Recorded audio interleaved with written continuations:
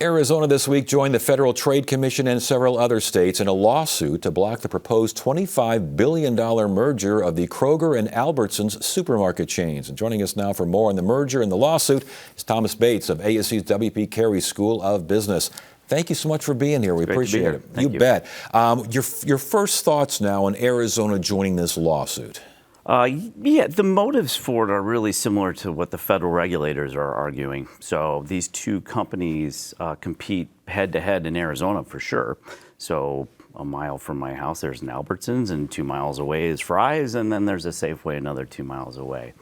So these companies need to compete with each other to get customers coming through the door. So they compete on prices, they compete by having one more person behind the deli counter. But they also compete not just for consumers, but they compete for labor. So they have to offer competitive wages. Both companies are heavily unionized. Mm-hmm. So I think the Attorney General's concern is that consumers will be harmed because now they'll no longer be competing with one another. So prices are likely to go up and the quality of service may go down. And workers may be harmed, both by closing stores that are redundant, but also because now labor unions can't compete as effectively. Are those valid concerns? I think there's pros and cons to both. I think you have to ask either party what the perspective is. So Kroger and Albertsons would argue that these concerns are more muted because they're going to be selling a lot of the stores that are redundant to a competing firm called C&S Wholesale. C&S Wholesale will then become a new competitor in the market. And so these sort of competitive pressures will remain. The other argument that I think the two companies will make is that the grocery store market is not just dominated by these two, number one and number two supermarket chains, but it also is comprised of Walmart, which, believe it or not, sells 25% of the groceries that are sold in the United States. Costco sells 8%. Even Amazon, which is Whole Foods, with a lot of deep pockets, has about 2% of market share. So when Kroger and Albertsons, they say that this merger would help them compete with the mega retailers, like the one you just mentioned. Do they have a point? They do have a point, but part of the competitive advantage of merging is by allowing them potentially to raise prices and to reduce, for example, the number of coupons that they give consumers to get them in the doorway. So they do have a point in that sense. It's also going to make supply chains more efficient, and scale is going to allow them to automate a lot of what they do in back office a little bit more effectively. Both Kroger and Albertson pledged they're not going to lay off any frontline customer-facing workers, and that they would protect union. That's a quote. We're going to protect union jobs. You buying that?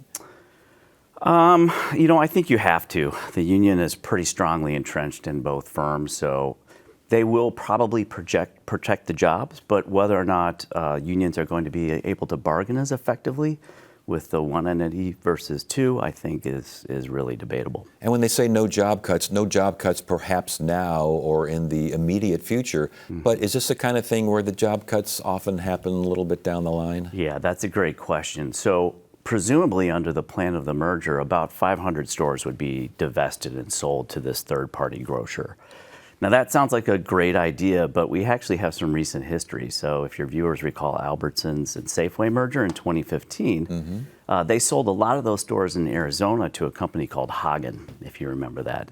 And Hagen was in business for great stores, but they were in business for about a year and then they went bankrupt because it's hard to acquire this mishmash of stores that the firms are willing to divest. They don't have the same sort of supply chain advantages. They're not able to scale up and compete as effectively.